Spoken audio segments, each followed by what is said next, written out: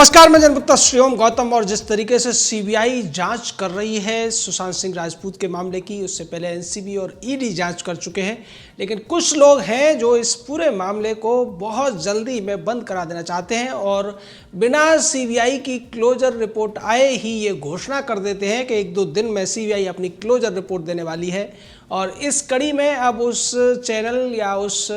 Group का भी नाम लिया जा सकता है जिसको लेकर अभी तक सवाल उठ रहे थे और इसके खिलाफ हाई कोर्ट में याचिका दी गई थी। टाइम्स नाउ के खिलाफ याचिका दी गई थी, साथ में रिपब्लिक टीवी था। रिपब्लिक टीवी अभी भी है, लेकिन कुछ लोगों ने एक झूठी खबर फैलाई, एक अफवाह फैलाने की कोशिश की जिसमें Times of India, Zee News, Aaj Tak, ABP news, news 18 जैसे तमाम जो अखबार और चैनलों के वेब पोर्टल थे वो ये कहने लगे कि सीबीआई अपनी क्लोजर रिपोर्ट दाखिल करने वाली है सुशांत सिंह राजपूत के मामले में। अब ये मामला पूरी तरीके से बंद है और इसमें किसी भी तरीके की फाउल प्ले यानी कि गलत तरीके का कोई काम नहीं हुआ है। सुशांत सिंह राजपूत की मौत सुसाइड से हुई है और रिया चक्रवर्ती का उनकी मौत में कोई लेना देना नहीं है। ये सब निर्णय सुनाने का काम किया टाइम्स नाउ ने, आज तक ने, एनडीटीवी ने, एबीपी न्यूज़ ने, और इसमें जी न्यूज़ भी शामिल हो गया जिसे लोग राष्ट्रवादी समझा कर सकते थे। साथ में इंडिया टीवी जैसे चैनल भी हैं, न्यूज़ 18 जैसे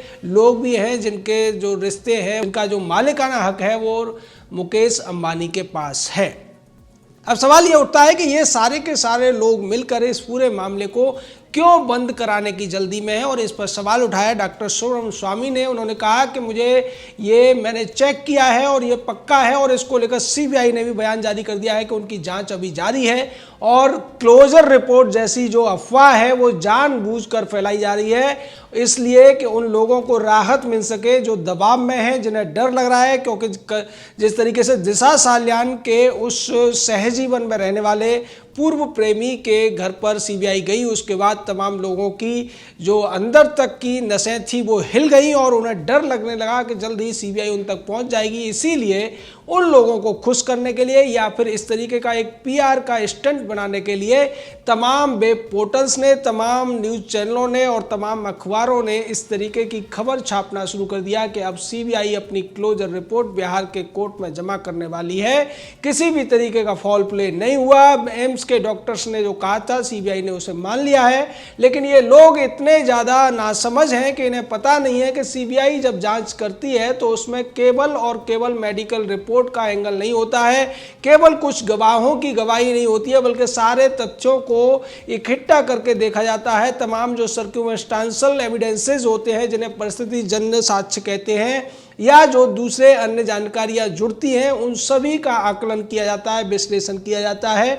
और उसके बाद काफ़ी लंबे रिसर्च के बाद में, काफ़ी लंबे अनुसंधान के बाद में कोई भी एजेंसी क्लोजर रिपोर्ट बनाती है। इसको लेकर सीबीआई ने स्पष्टीकरण दे दिया है कि उनकी जांच अभी भी जारी है और ये जारी रहेगी। जिस तरीके से सीबीआई को लेकर झूठी खबर फैलाई गई है, अब उसके बाद ये सवाल उठता है कि क्या केंद्र सरकार इन सभी चैनलों, इन सभी वेब पोर्टलों, अखबारों के खिलाफ केस दर्ज करेगी जिन्होंने देश की सबसे बड़ी जांच एजेंसी को लेकर इतना बड़ा झूठ बोलने में शर्म तक महसूस नहीं की। इस पूरी लड़ाई में केवल एक चैनल था जिसने एक बार भी ये नहीं कहा कि सीबीआई ने अपनी जांच रिपोर्ट को क्लोज करना शुरू कर दिया है, वो था रिपब्लिक टीवी। हालांकि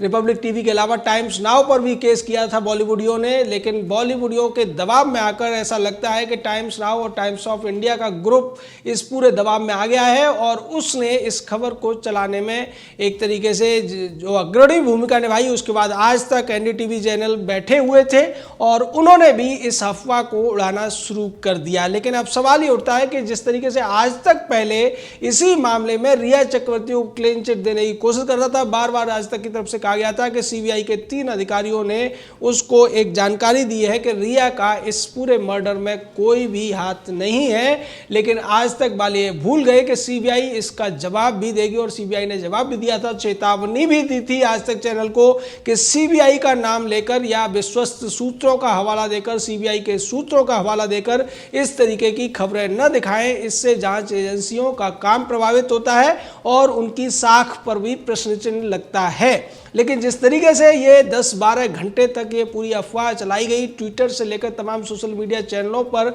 जिस तरीके का ये एक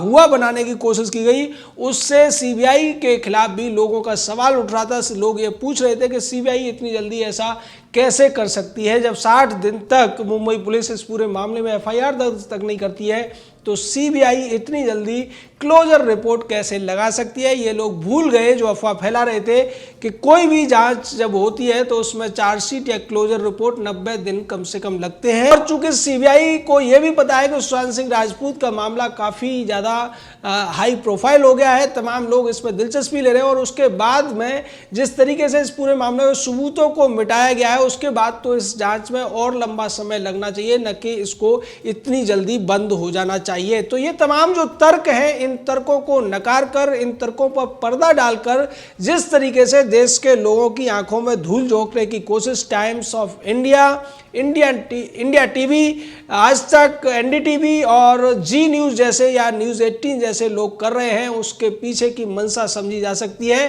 कि इस पूरे मामले में महाराष्ट्र सरकार जिस तरीके से घिर गई है, ऐसा लगता है कि महाराष्ट्र सरकार ने इन सभी चैनलों, इन सभी वेबसाइटों और इन सभी अखबारों को ये चेतावनी दी होगी कि अगर उन्होंने उसके पक्ष में पीआर एजेंसी जैसा काम नहीं किया तो वो महाराष्ट्र सरकार के मिलने वाले सभी विज्ञापन, एडवर्टाइजमेंट बंद कर देंगे। और इसी दबाव में आकर इन लोगों ने एक झूठी खबर छापी। हालांकि जब सीबीआई का इसको लेकर एक स्पष्टीकरण आ गया, तब इन सभी ने अपना स्पष्टीकरण भी उसमें दिया कि जो खबर आ रही थी वो झूठी थी, यानी कि 24 घंटे के भीतर इन सभी निर्लज्ज किस्म के प्रपंचकारी पत्रकारों को या अखबारों को या टीवी चैनलों को माफ़ी भी मांगनी पड़ी। लेकिन ये इतने बेशर्म हैं कि इस सब के बावजूद ये सुधरेंगे नहीं। अब इनका एक ही इलाज है कि इस तरीके की झूठी खबरें फैलाकर जनता को गुमराह करने के लिए इन सभी के ऊपर केस लगाया जाए, और उसके बाद सरकार को चाहिए कि इन सभी के ऊपर मोटा जुर्माना लगाकर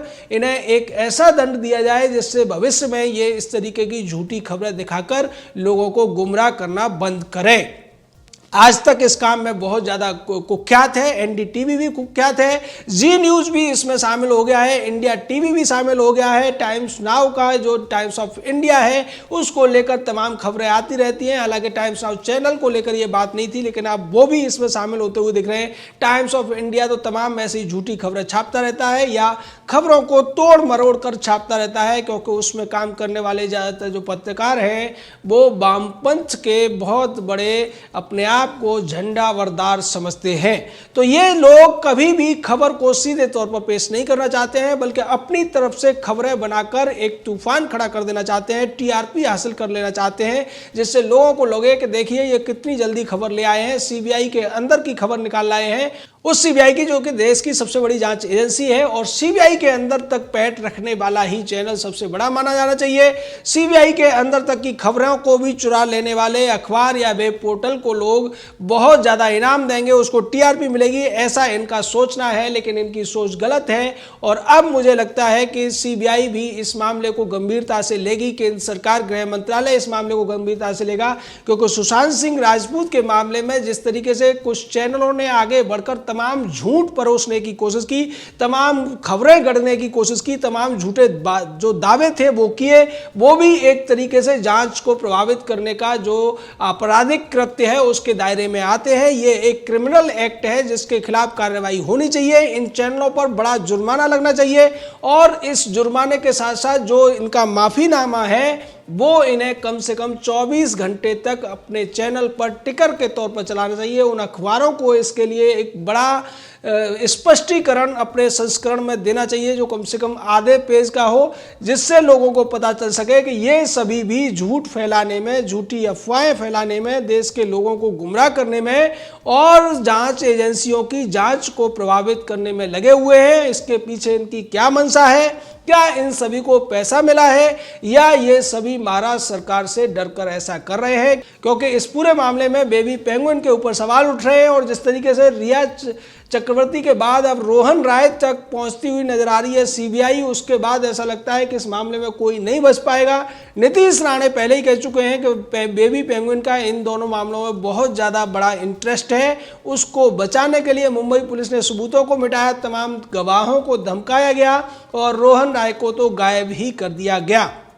ये सारी जो चीज़ें हैं उन सब को लेकर जिस तरीके से रिपब्लिक टीवी अपनी जो रिपोर्टिंग है उसको कर रहा था, उसको दबाने की कोशिश की गई। उसके जो editor in chief Arnab Goswami को धमकाने की कोशिश की गई और पुलिस ने अर्नब गोस्वामी से 10 लाख का बॉन्ड तक मांग लिया। उसके जो दूसरे अधिकारी हैं उनको बार बार थाने में बुलाकर पूछताछ के बहाने डराने की कोशिश की जा रही है। दूसरी तरफ जो बाकी के चैनल्स हैं, बाकी के जो पोर्टल हैं या बाकी के प्रपंचकारी पत्रकार हैं, वो सब के सब ऐसा लगता है कि अब महाराष्ट्र सरकार के सामने सिर आते हुए नजर आ रहे हैं। निश्चित तौर पर इसके लिए उनकी जितनी भी आलोचना की जाए, जितनी भी भर्त्सना की जाए, उतनी ही कम है, क्योंकि जो पत्रकार अपने को कहता है उसका कर्तव्य होता है कि वो जनता के हित के लिए सवाल उठाए, न कि अपने स्वार्थ के लिए, न कि किसी सरकार के लिए, न कि किसी पार्टी के लिए। लेकिन यहाँ ऐसा लगता है इस झूठी खबर की विश्लेषण करने के बाद कि टाइम्स ऑफ इंडिया,